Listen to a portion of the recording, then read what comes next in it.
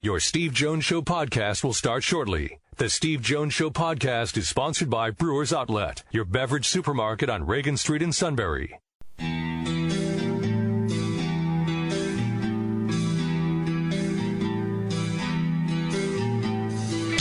Sports talk where your voice counts. This is the Steve Jones Show on News Radio 1070 WKOK. Now from the Sunbury Motors Studio, here's Steve Jones. Happy Friday, everybody. It's Brewers Outlet Day. Another big weekend coming up and another big time to stock up before that weekend begins at Brewers Outlet. Reagan Street in Sunbury, the beverage supermarket. Imports, domestics, microbrews, best selection of beer anywhere. Wine coolers, water, soft drinks, snacks. They roast their peanuts fresh and hot every day in the pickle bar, led by the barrels of the dills, indeed second to none, and still, yes, indeed, 6 great flavors of slushies, all at Brewers Outlet, Reagan Street in Sunbury, the beverage supermarket. And we're in the Sunbury Motors Studio. Sunbury Motors, 4th Street in Sunbury. Sunbury Motors Kia, routes 11 and 15 in Hummel's Wharf, and online at sunburymotors.com. Ford, Lincoln, Kia, Hyundai. Great selection of pre-owned inventory. Fabulous deals. Great service department. All at Sunbury Motors, 4th Street in Sunbury. Sunbury Motors, Kia, routes 11 and 15 in Hummel's Wharf, and online at sunburymotors.com. A lot coming up today, including the King in the final half hours. We'll go through and do our picks for the week. We'll have some fun there. And Penn State football, 15 days away, 2 weeks from tomorrow at Indiana to open the season. Should find out the kickoff of that game on Monday. Terry Smith had an opportunity this week to talk with him, the Penn State corners coach, and get an idea of how each guy has been able to perform back there. And had an opportunity to talk with him yesterday. Appreciate you having me in, Steve. A lot of great memories together, so I appreciate these calls. Oh, just very quickly, I don't think people realize we probably would go back 30 to 35 years. Yeah, easy. It's been some good years way back when the late 80s, early 90s when I played here. Yeah. So, yeah. It's been a good ride. Yeah, you're one of the few people that can remember when I had a lot of hair. All right, so let's get to it. Last year, players had to make decisions as to what they wanted to do in terms of coming back. Tariq Castro-Fields made the decision, Terry, to come back for a variety of reasons, all personal on Tariq's side. What has it meant to you as a coach to have that voice there, and what has it meant to the corners to have him out there on that one side?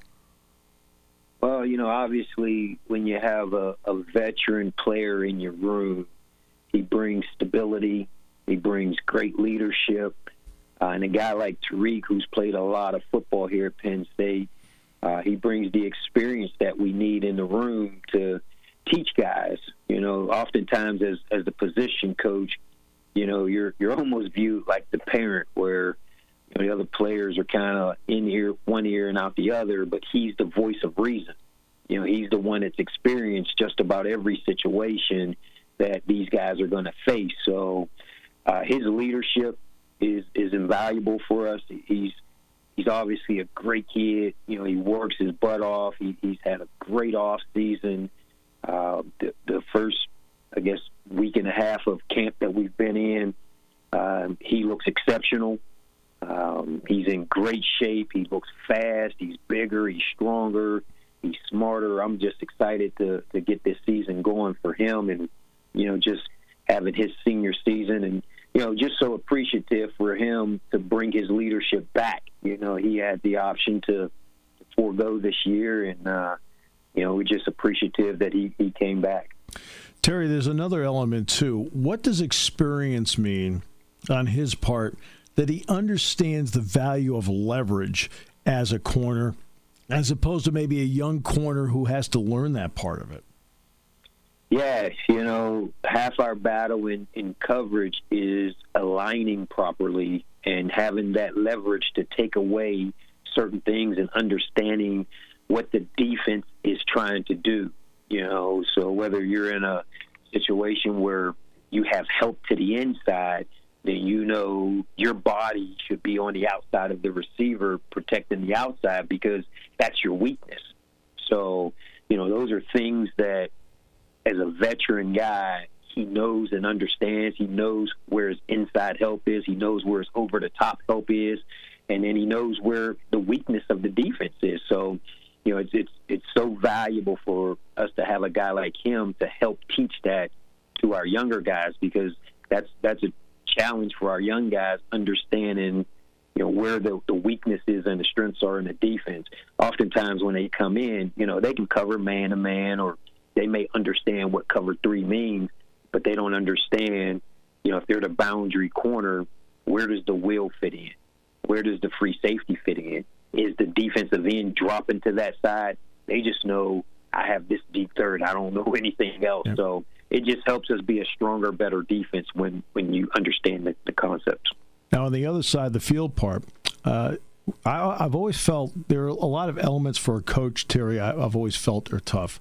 One is knowing as a coach that, they need a little bit more, so they're not quite ready. And the player thinking to himself, I am absolutely ready.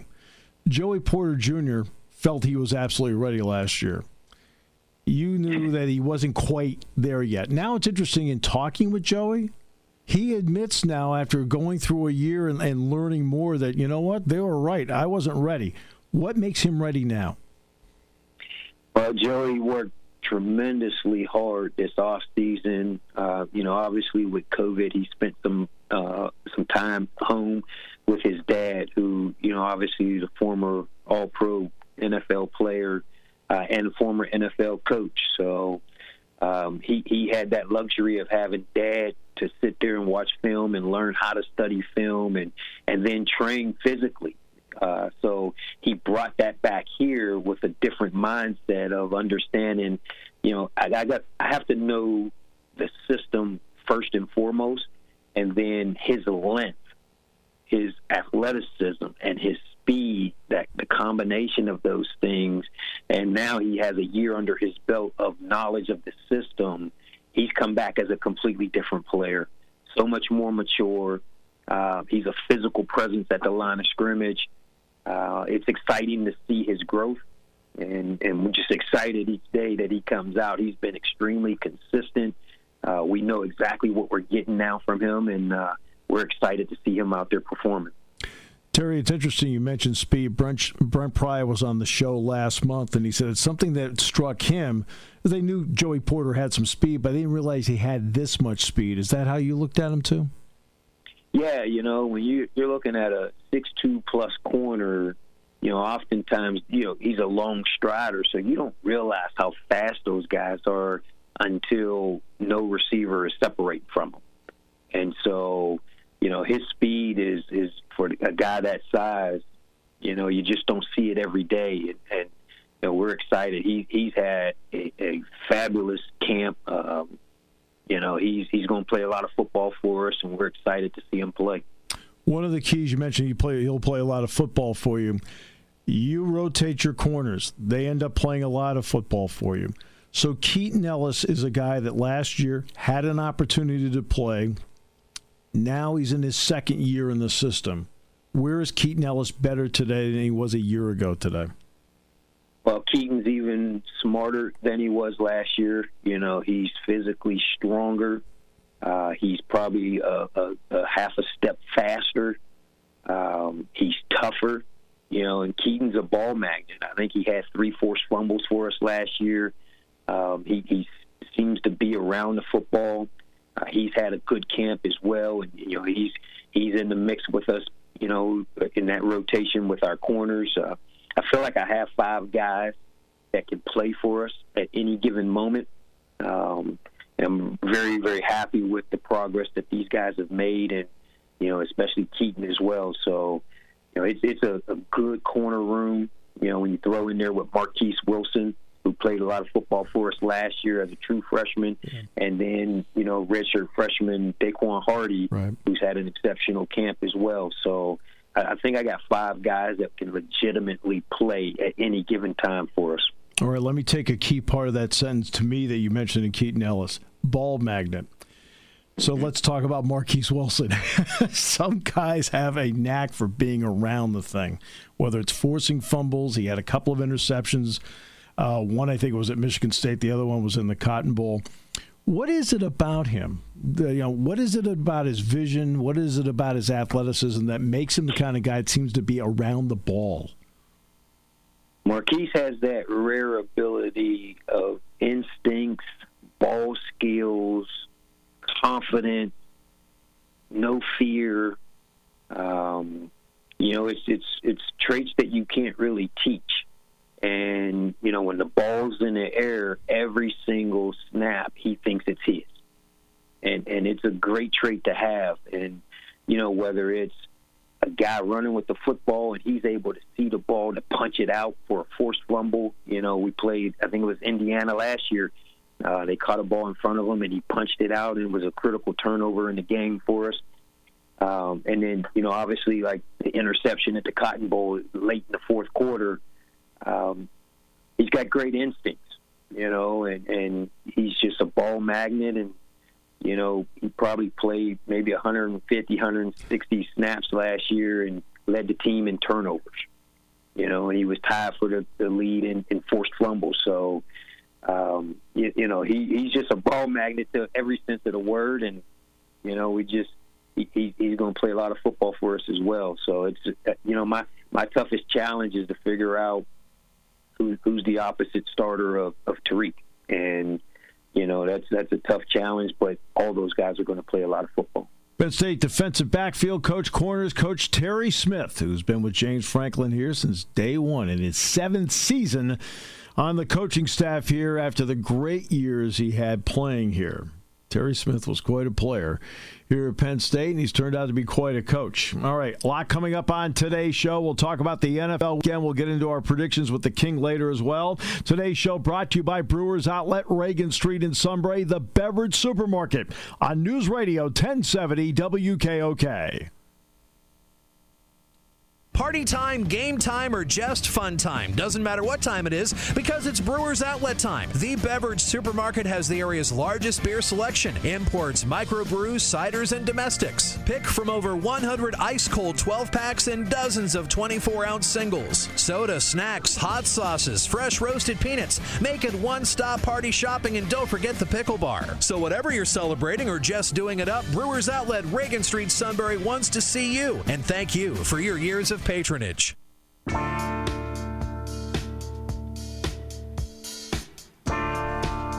Welcome, great to have you with us. Countdown is on.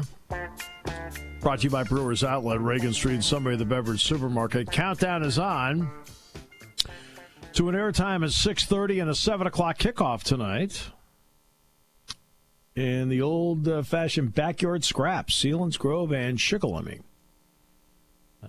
Eagle 107 will have the Sealands Grove broadcast, 6 o'clock airtime, 7 o'clock the kickoff.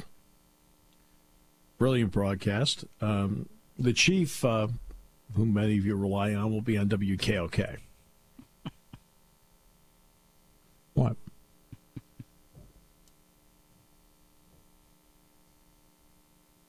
Yeah, it should be a good one tonight. I'm looking forward to it myself. What's wrong with promoting the Chief? There's nothing wrong with promoting the Chief. The Chief's the man. Gets it done.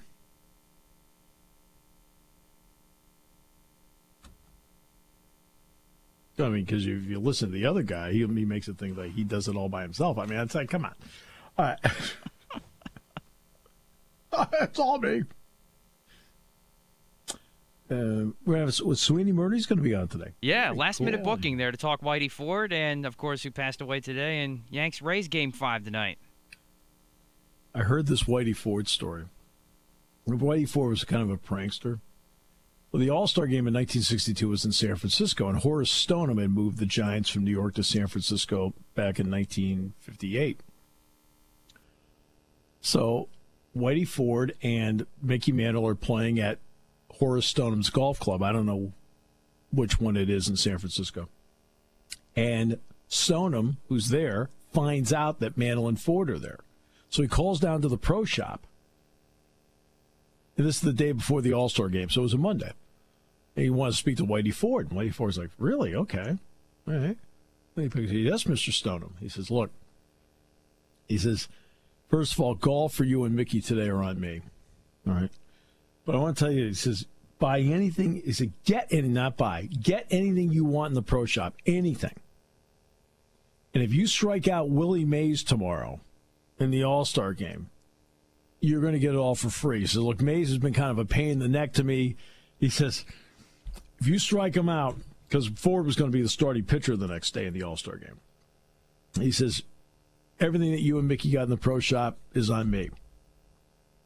All right, so you get to the game, and Mays is the leadoff hitter. And Ford runs the count 1-2. And then Ford, who is known to throw a little bit of a Gaylord Perry ball, a little spinner once in a while, doctors this thing up, whatever, and it dips and dances. The whole thing slides out of the zone. Mays swings and misses, strike 3. Mantle comes running in from the outfield, this big grin on his face, laughing his backside off, and puts his arm around Whitey and two are walking off the mountain. Mays is looking up. He said, what is the problem here? He says, what? It's an All-Star game. And he said, no, you don't understand. We just got a whole bunch of free stuff because of it. Man, Mantle's all excited, getting all these free sweaters. Oh, my goodness.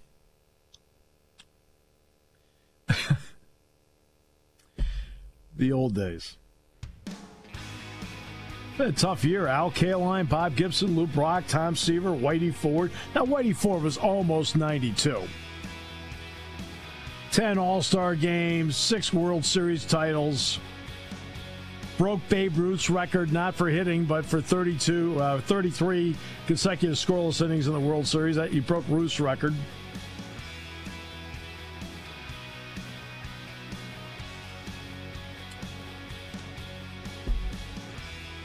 Terrific pitcher. That's when, like a game tonight, you know, instead of like leaving in the middle of the 5th inning, Whitey Ford throwing a complete game. Your guy, 5th inning, I'm out of pitches, I'm gone. That's your guy tonight. Whitey Ford, he'd have thrown 200 pitches if it meant winning. Your guy, no. Taking your calls at 800-795-9565. This is the Steve Jones Show on News Radio 1070 WKOK. Now, from the Sunbury Motors Studio, here's Steve Jones. Great to have you with us today. Brought to you by our good friends at Brewers Outlet. Reagan Street in Sunbury, the beverage supermarket. Imports, domestics, microbrews, best selection of beer anywhere. Wine coolers, water, soft drink, snacks. They roast their peanuts fresh and hot every day. And the pickle bar, led by the barrels and the dills, indeed second to none. And they also have 6 great flavors of slushies. All at Brewers Outlet, Reagan Street in Sunbury, the beverage supermarket. We're in the Sunbury Motors studio. Sunbury Motors, 4th Street in Sunbury. Sunbury Motors, Kia routes 11 and 15 in Hummel's Wharf. And online at sunburymotors.com.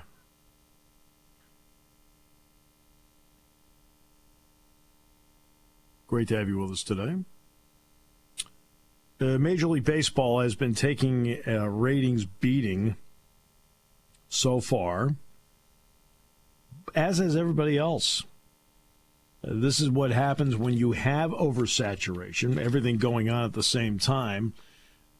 In sports, you have normal cycles. Well, I'm not used to seeing the NBA right now. No, part of it is you have so many choices. That's why sports are played when they're played. You know, the Stanley Cup Final gets its spot in late May, early June, after the May sweeps are over with. The NBA gets its spot for its finals second to third week of June. Okay? Baseball has October. The NFL is the only one that's, along with college football, that's stayed in their normal calendar. But you've had the U.S. Open Golf Championship, which is normally in June. Now suddenly that's being played in September. The PGA Championship, well, the PGA Championship a lot of times played in August anyway. They just had changed the calendar, moving it to May. PGA Championship did great in the ratings. The U.S. Open, the lowest rated U.S. Open ever in golf, going up against the NFL and other sports on that weekend. Stanley Cup final, lowest since 2007. If the Yankees weren't in there, the baseball story would be worse. The baseball playoffs so far have been averaging about 1.7 to 1.8 million viewers. The Yankees have been averaging 2.5 million. Any Yankee game has been averaged about 2.5 million. So that's brought the Major League Baseball average up. That's going to be the problem tonight for the NBA. It's opposite the Yankees and Tampa. So here's the largest market in the country. It's going to have a significant number of people watching the Yankee game because it's a win and stay in game instead of watching the NBA. So the NBA is going to have a fall. If the NBA, the finals are the lowest rated they've had, continuing that problem, but games 1 and 2 won their respective nights. But game 3, which was Sunday night, the NBA finished 5th in the ratings that night, for the night. 60 Minutes had more viewers. And all it was the watch. They only showed the watch. They didn't show any segments. No, I'm just kidding.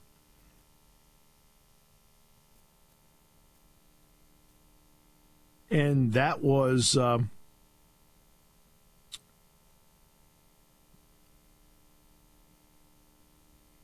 bad sign. They'll play tonight. They'll do well tonight. But, again, there'll be some siphoning with the Yankees' playoff game with Tampa Bay, something that they would not be facing in their normal cycle, second week and third week of June. They are going to take, once the 21 season begins, they're going to take the signage off the court, from what we understand from Adam Silver, and also off the jerseys. Let me make a quick statement about the jerseys. And, again, the key is always to remain consistent when you're doing these shows, unless there's something that really makes you change your opinion. So what I'm about to say is exactly what I said back in July when this came up. So this is going to be almost verbatim what I said in July, before they even played a game. They said they were going to do it, and I said then, and I hold firm with it now. It's interesting that the Broncos and Patriots game is going to be on Monday night. Okay, we'll find out if the ESPN research department does its job. They probably will. Because even though it's October and this game took place in September, it is the 61st year for both the Broncos and the Patriots. But it's 60 years ago when they played the first ever AFL game at Nickerson Field in Boston, home of the old Boston Braves on the BU campus. Patrick Chambers knows it well. But Nickerson Field is right on the BU campus. That's where the first AFL game was ever played, Broncos and Patriots. Broncos won at 13-10. Gene Mingo returned a punt for a touchdown in the game. And what the AFL did right out of the gate was they said, look, we're going to be on TV. They had signed a deal with ABC. And even though they couldn't get everybody to do it right away, they had put an informal rule in place to put all the names on the back of the jerseys. That way you knew who the heck you were watching. Now, it's not like you're sitting there looking at a grainy black and white TV set. It's not like today with HD TV, color right there. But with the names on the back, when they would go to a close-up or anything like that, or the end of a play, it would reinforce the name in the mind. That's why the AFL did it. I think the Chicago White Sox were the first ones to put names in the back. They put names in the back for their visiting jerseys back in the late 50s. But that's why they did it. The AFL said, hey, look, people don't know who we are. So let's make it easier for them to figure out who we are. Blanda. Put that in the back of a Houston Oilers jersey. Perilli. Put it in the back of a Boston Patriots jersey. Trapuka. Put that in the back of a Denver Broncos jersey. Mix. Put that in the back of a Chargers jersey. Allworth. To reinforce who you were watching. Now let's move that ahead to the NBA. They put messages on the back of the jerseys. That's their prerogative. I'm not here to argue about the prerogative at all. I'm talking about the marketing of it. I'm talking about the marketing of the game. Everyone knows who LeBron James is. Facially, you got it. I think most people pretty much know who Anthony Davis is. Probably are pretty good on Jimmy Butler. Who else in this series do you know? Just looking at them. Anybody? You hear the name Bam Adebayo, but maybe Tyler Hero now you recognize a bit. Goran Dragic, you wouldn't recognize him. Nope. Caldwell Pope? Nope. Caruso? Nope. With the NBA players, and I'm going to say half. Let's go with half. All right? I'm not going to say all, because that would be too gross a generalization. But half the NBA players think that because they're in the NBA, they think they are world famous and everybody knows them. No, they don't. And that's one of the reasons the pros for marketing put names on back of jerseys, so you can then start like somebody watching, not just watching, but and not only the announcer saying the name, but then by seeing it, it reinforces in your mind as to who you're watching. See, they've lost all that in what they've done, and this is exactly what I said when they announced it in July before they even played a game. I watched it. I thought, these guys don't get it. They don't get how unrecognizable they actually are. Now, obviously, there are people that aren't. Westbrook, Harden, I'll get to Westbrook in a second. And as time goes, like you feel like I don't really know who I'm watching here. I mean, look, the NFL has famous players. They all have names in the back of their jerseys. And the NBA decided not to do that because they felt that there was, a higher calling for them. Okay, that's fine. That's the decision you want to make. Okay, I understand. Right? I'm not going to sit here and argue with you about it. But from a marketing point of view, I don't think they realize that in reality how anonymous many of them are. Tyler Hero has done great work in the playoffs for Miami. But he's not the guy on his team who finished runner-up to the Rookie of the Year. The guy that beat out Zion Williamson for second place. And nobody knows who he is. It's Kendrick Nunn. He used to play at Illinois. He's played here in the Jordan Center.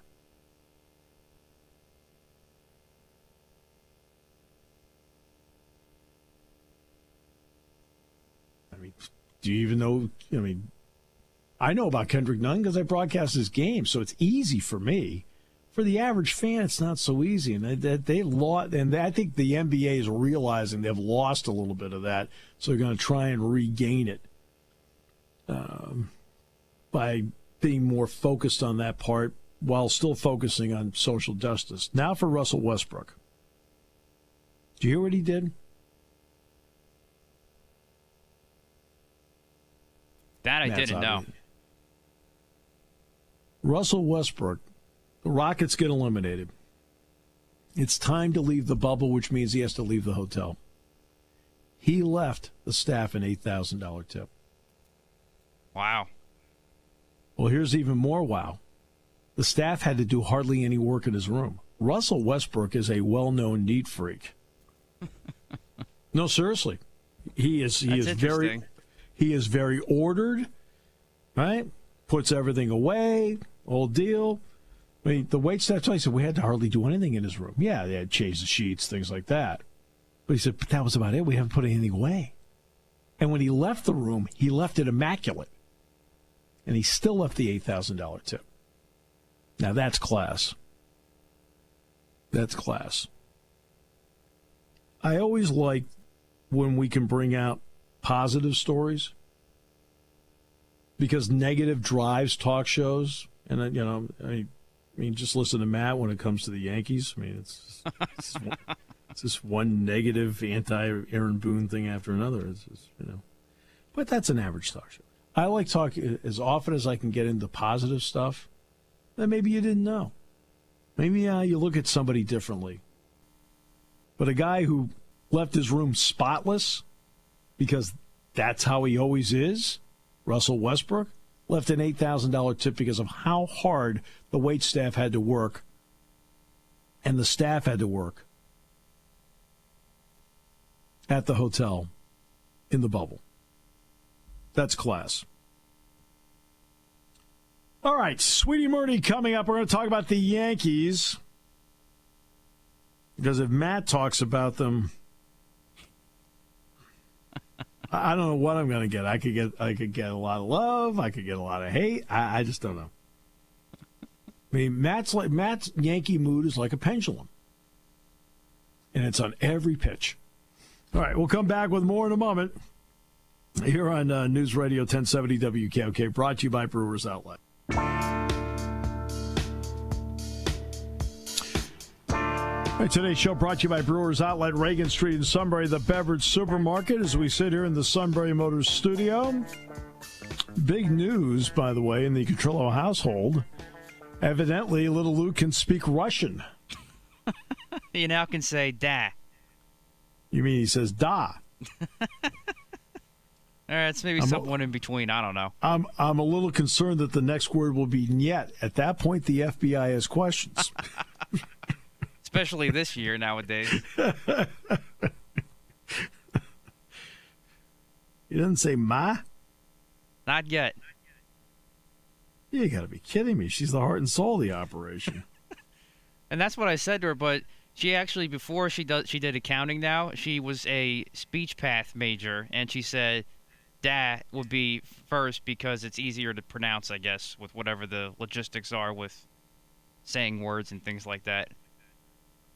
Yeah, plus while he's been sleeping, you have a tape recorder. Da, da, da. I mean, I know how you operate. I got it. I understand that.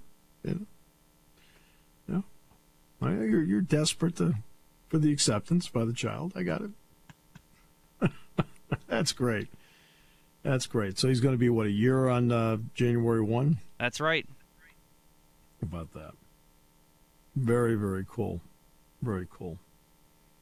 All right. The game between the Broncos and the Patriots will be Monday night. Right now, the Titans and the Bills will be Tuesday night. If the Titans and the Bills do play Tuesday, that means the Thursday game between the Chiefs and the Bills will be played on Sunday, and there'll be no Thursday night. Everybody understand it? You got all that? So to make sure,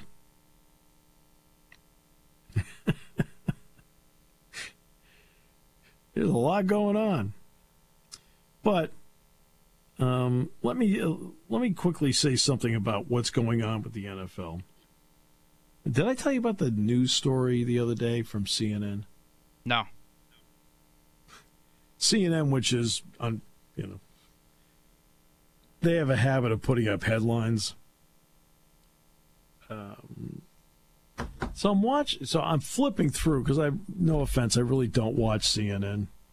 So I'm flipping through on my way to something, I don't know what. And all of a sudden I see NFL may pause season. I'm like, whoa. So then I watch for like 60 seconds. I figure I better look this up. And of course, when they had asked the head of medical protocol about this, he said, well, look, every option's on the table. Which means every option's on the table. It doesn't mean they're doing it. It just means like, hey, look, we got like 8 options here. That's one of the options. Then I sat there and went, what is going on here? Yeah, that's embarrassing. But that's what they do. In other words, they got me to stop and watch them. right? And then when they were done being ridiculous, which is what they were, I said, I'm moving on. Well,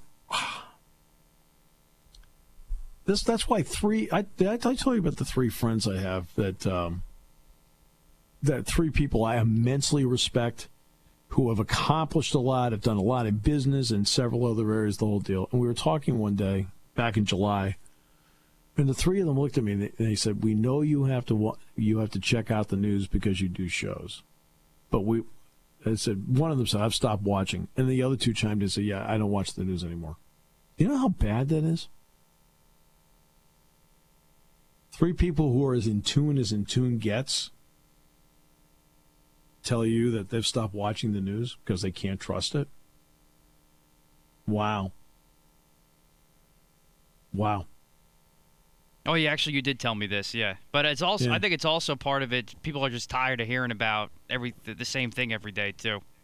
No, they feel that they just don't. They're not getting the news. They're not getting news. They feel all of it is one opinion thing after another, no matter what it is. It's not being told, okay, here it is. Here's what happened. No, they just stopped. They said we're sick of it. Now, Mark can bring that up on his show in the morning, but these are three people that, to me, I mean, we have great conversations, and they are in tune with pros and cons and so forth, but they don't watch anymore. That tells me volumes, and unfortunately, you've got people that run these things, these networks.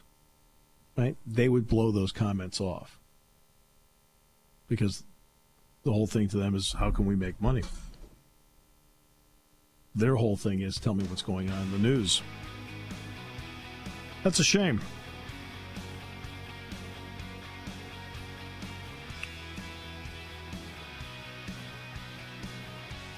Sweeney Murdy's covered the Yankees for years. He used to work here in State College, as a matter of fact.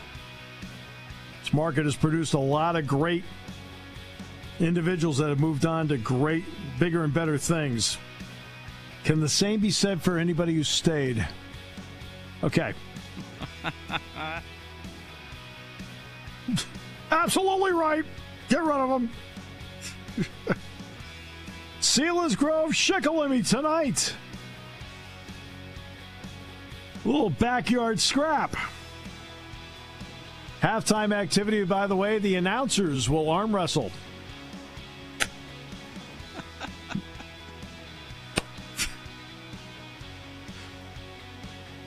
When it comes to car buying, there's the other guy's way, and then there's the SMC way. The other guys force you into a vehicle you really don't want. The Sunbury Motors way lets you take the time you need to browse, ask questions, and take the test drive and think on it. For over 100 years, the Mertz family and all their employees have made your experience the most pleasant one you'll ever have.